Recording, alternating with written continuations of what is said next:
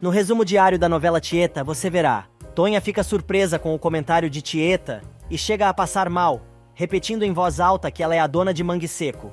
Mas Tieta, lendo a certidão, diz à amiga que aquilo tudo é verdade.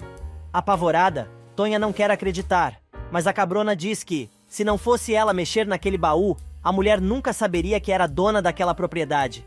Feliz da vida, Tieta diz que vão ter que pagar muitos impostos, mas nada que um bom advogado não resolva, e ainda comenta que o povo que está construindo lá recentemente vai ter que pagar a Tonha uma multa por ocupação indevida.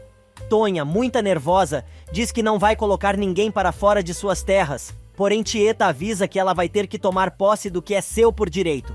A cabrona diz que a primeira coisa que as duas precisam fazer é comunicar a Ascânio sobre a descoberta, pois a prefeitura precisa ser informada sobre o assunto.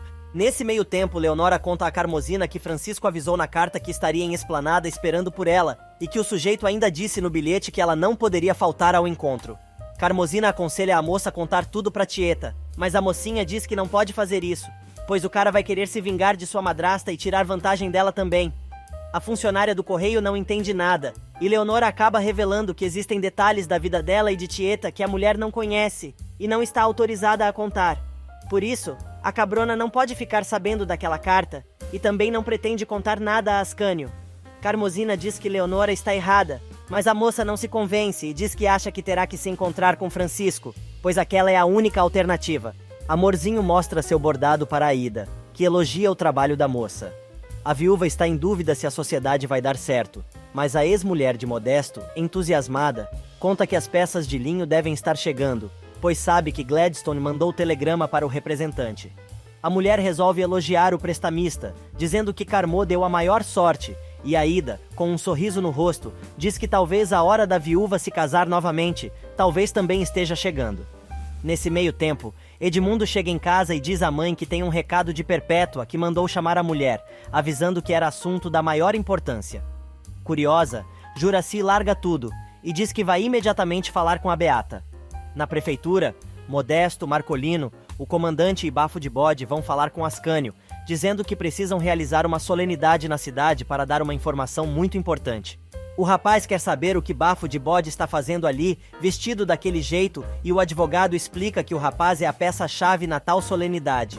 O coronel aparece e afirma que Bafo de Bode não faz mais parte de nada, pois não vai mais haver solenidade nenhuma no Agreste, e que aquilo tudo não passou de um engano. Bafo de Bode retoma a palavra e diz que seus amigos querem contar ao moço que Mangue Seco tem um dono. Bem na hora, Tieta chega ao gabinete do moço, acompanhada por Tonha, e diz que é exatamente sobre isso que ela quer conversar com ele, pois já sabe quem é o verdadeiro dono daquelas praias. No bar de Chalita, Timóteo comenta com os amigos sobre a reunião que está acontecendo na prefeitura. O turco completa dizendo que logo depois chegou o coronel todo afobado, e em seguida Tonha e Tieta. Enquanto isso, na prefeitura, Bafo de Bode, na personalidade de Posidônio, diz que Tieta e Tonha estão tentando roubar suas terras e pede a Marcolino que mostre os documentos, pois o verdadeiro dono daquela propriedade é ele.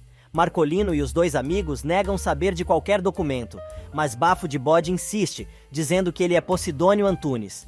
Tonha se mete na conversa e conta que Posidônio é seu irmão e que o cachaceiro não tem nada a ver com sua família. Tieta comenta que sentia que estava para acontecer alguma tramóia quando chegou à prefeitura.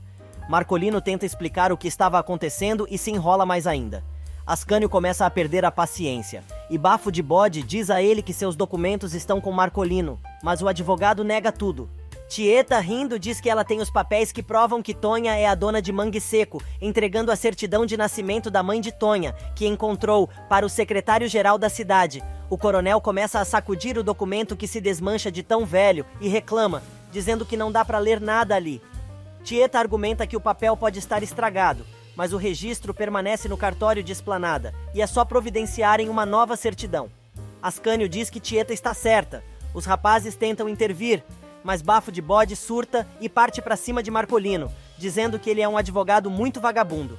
Ascânio e o comandante conseguem apartar a briga, mas o secretário-geral da cidade diz que ninguém se move dali antes de explicar toda aquela situação. Enquanto isso, Elisa capricha na decoração da mesa de jantar, esperando impressionar Rosalvo. Timóteo aparece e começa a implicar com a moça, dizendo que ela agora está cheia de rococós e patatá. Elisa não aceita a provocação e manda o sujeito ir tomar banho e vazar de casa. Ele diz que não vai faltar com a palavra e vai deixá-la sozinha com o convidado, mas quando entra no banheiro para tomar seu banho, não tem hora para sair. Enquanto isso, na prefeitura, os três patetas explicam para Ascânio que pegaram bafo de bode porque queriam curar o sujeito da bebedeira e tudo mais.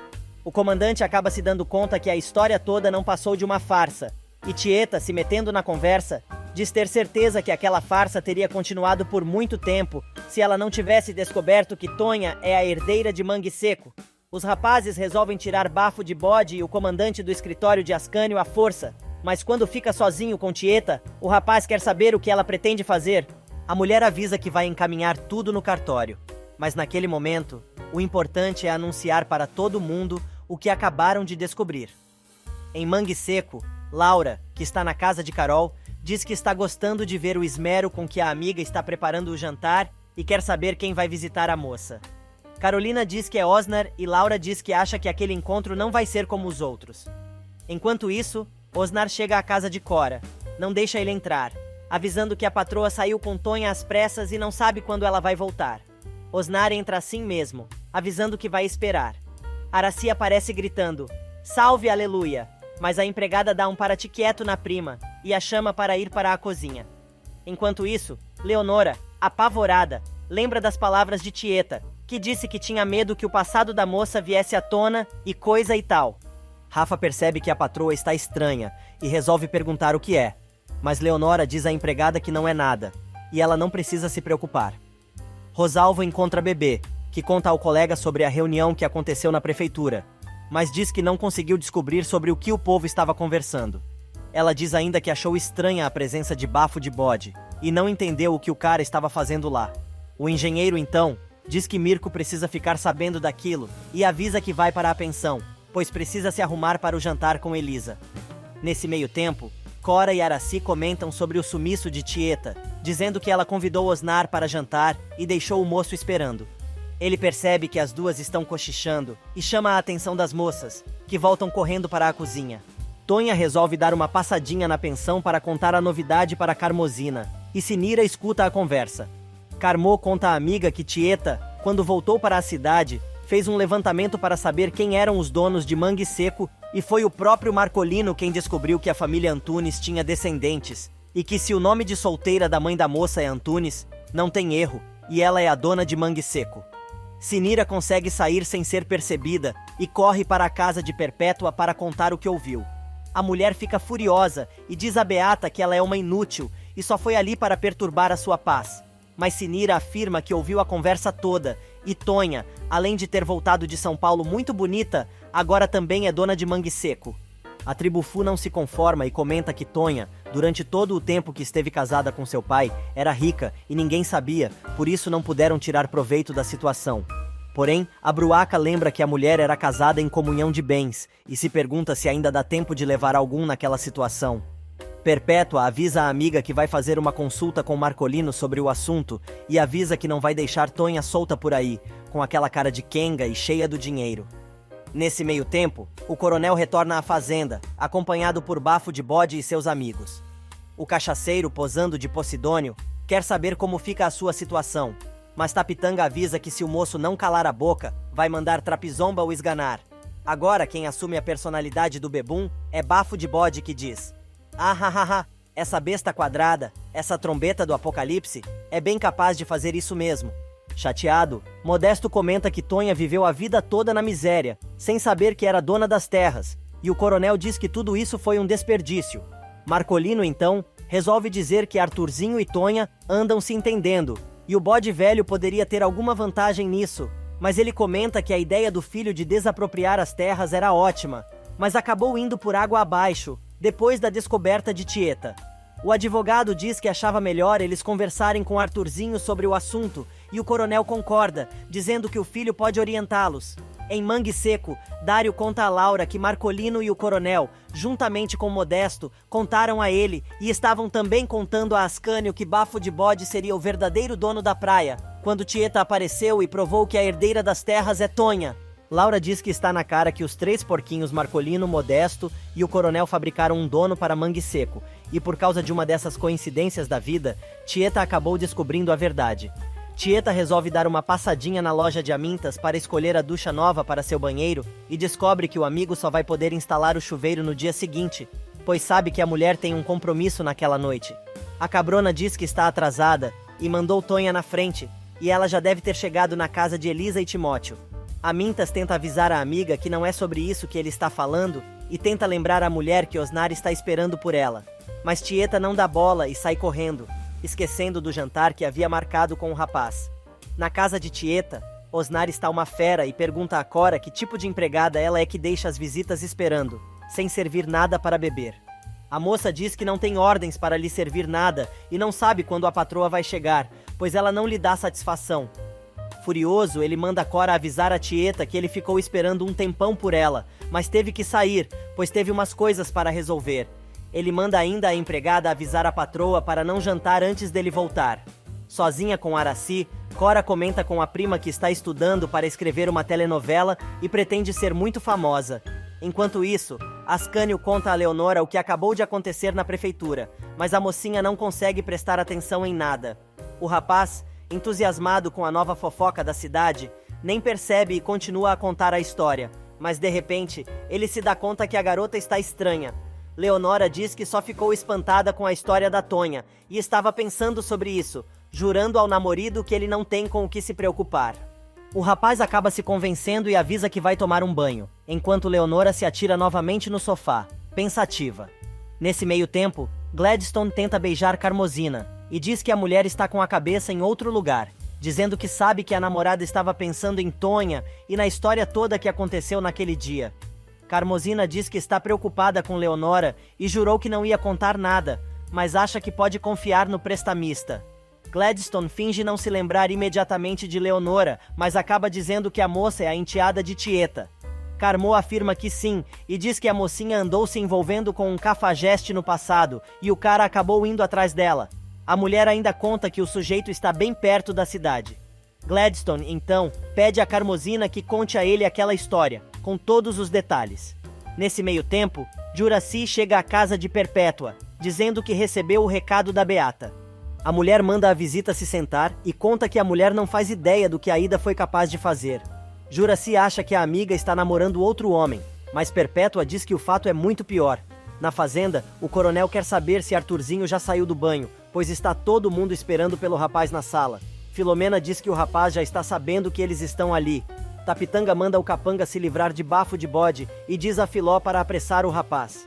Porém, quando a moça está indo cumprir a ordem, Arthurzinho aparece, querendo saber se seu plano deu certo, mas fica sabendo que o verdadeiro dono de Mangue Seco apareceu e quer tomar posse das terras imediatamente. Na cidade, Rosalvo dá flores para Elisa, que comenta que é a primeira vez que alguém dá aquilo para ela, pois Timóteo sempre disse que gastar dinheiro com flores era um desperdício. Os dois se sentam no sofá e o engenheiro resolve pegar na mão da moça, querendo saber o que vai acontecer depois que Timóteo sair de casa. Ela diz que vai servir o jantar, mas o moço quer ir mais além e diz que espera que a moça não o expulse, como aconteceu da outra vez. Tonha aparece de surpresa na casa da filha e pega ela no flagra com Rosalvo. Tonha fica furiosa com a cena que acabou de ver na casa da filha e diz que aquilo é uma falta de respeito. Elisa tenta se explicar, mas a mãe não deixa e diz que jamais poderia imaginar que ela, uma senhora casada, fosse capaz de fazer uma coisa daquelas. Rosalvo tenta contemporizar, mas Tonha manda o rapaz calar a boca, mas pede a Elisa que ela dê uma explicação. A moça diz que não tem nenhuma desculpa para dar e a mulher xinga mais ainda a rapariga. Timóteo aparece e defende Elisa, dizendo que a ex-sogra está cometendo uma grande injustiça com a filha, pois ele não está fora de casa, como ela mencionou. Tonha não entende nada e pergunta o que Rosalvo está fazendo ali. O dono do armarinho, que já está com Tieta ao seu lado, diz que foi ele quem convidou o engenheiro.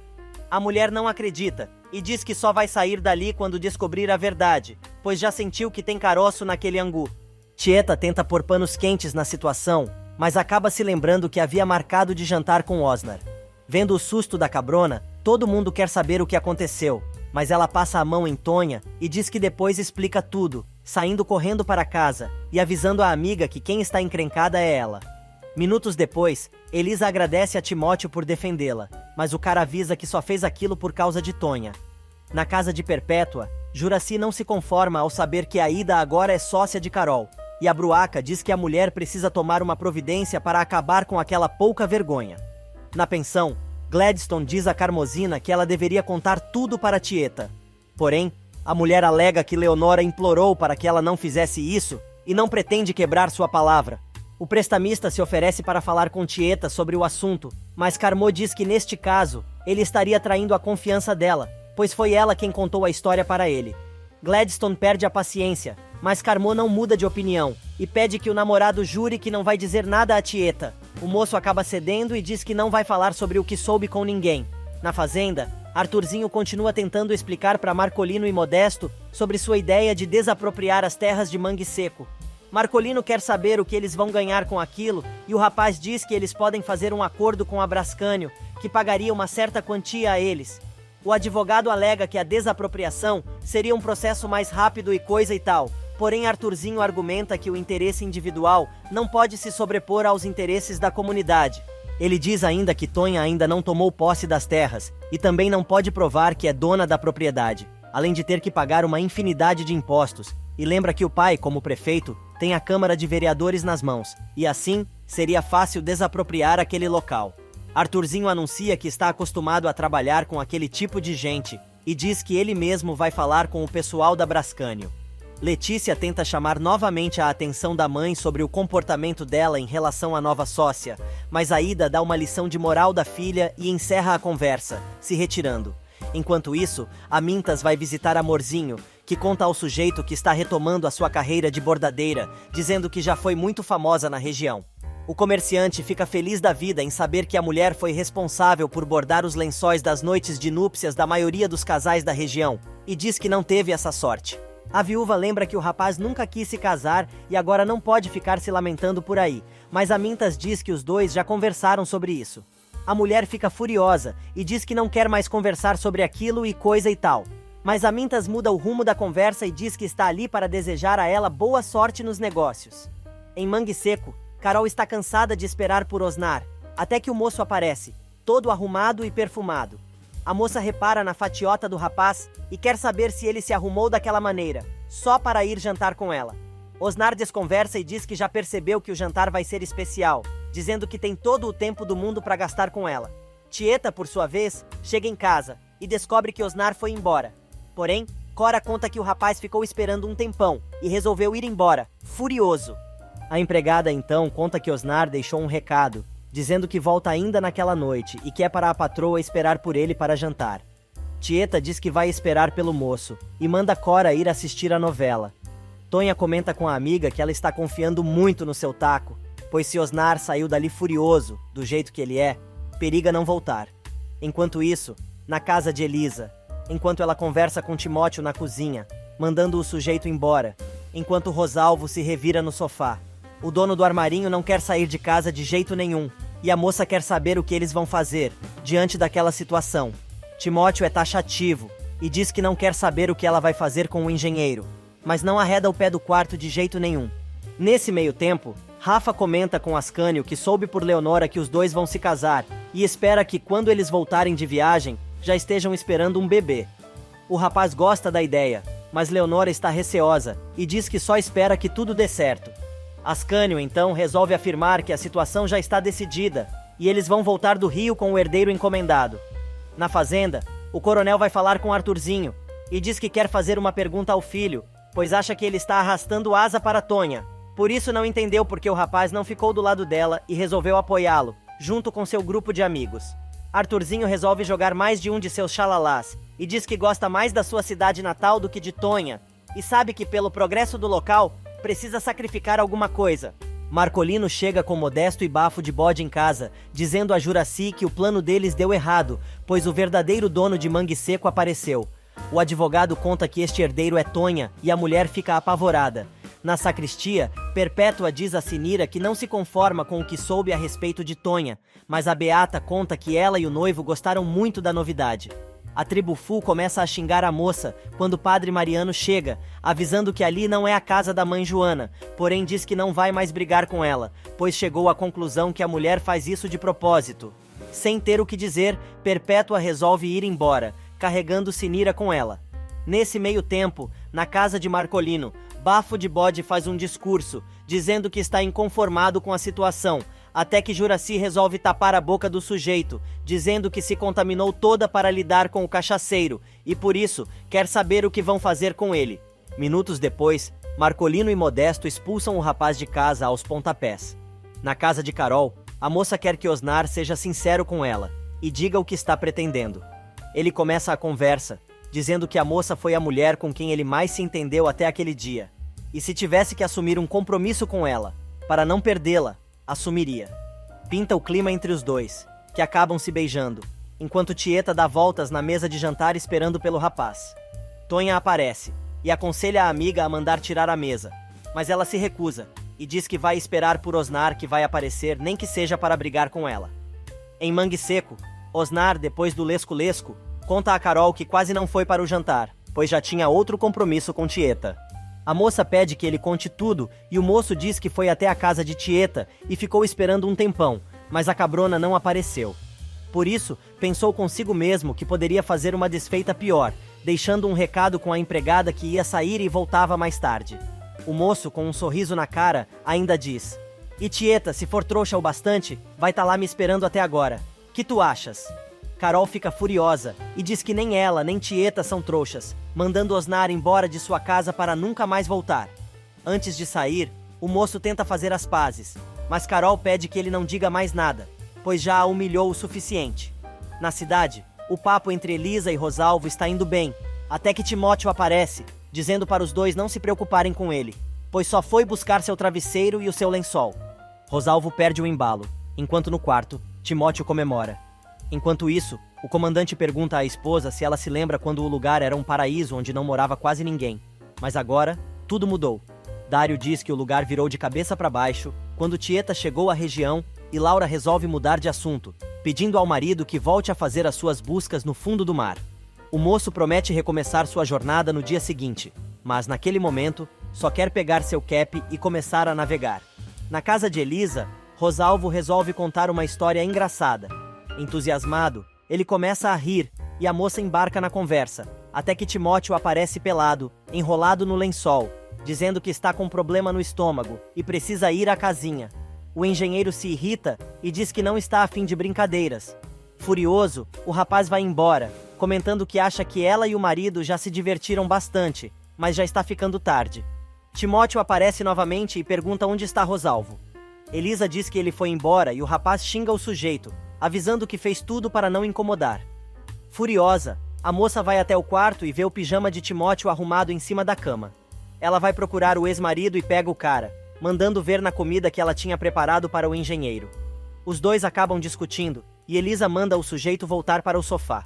Timóteo se aboleta na cama do casal e se recusa a sair, por mais que a mocinha lembre o que os dois combinaram. Não adianta, e o dono do armarinho avisa que se ela não quiser dormir no sofá, que deite do seu lado ou durma no chão. Minutos depois, Elisa já preparou o quarto com cortinas de lençol e se deita no chão, avisando ao cara para não roncar. Nesse meio tempo, Leonora diz a Ascânio que precisa conversar com ele sobre um assunto, mas precisa fazer uma pergunta a ele e quer saber por que o rapaz a perdoou depois de tudo que Carmosina contou a ele. Ascânio diz que acabou caindo em si e se deu conta que a namorada quis dizer a verdade, mas ele não permitiu. Porém, o cara deixa claro que pode deixar de amar Leonora, se descobrir que ela está mentindo para ele. Preocupada, a garota afirma que tem coisas que as pessoas preferem guardar só para si, e o moço, compreensivo, diz que consegue entender este tipo de coisa e blá blá blá. Porém, se estes segredos puderem influenciar na vida da outra pessoa, ai sim, ele considera um crime. A moça fica assustada e diz que concorda com o namorado, mas não conta mais nada. Tieta continua esperando por Osnar, que resolve aparecer na casa da luz vermelha, avisando as meninas que está ali só para dormir, abraçando todas elas e dizendo que não quer saber de nheco-nheco.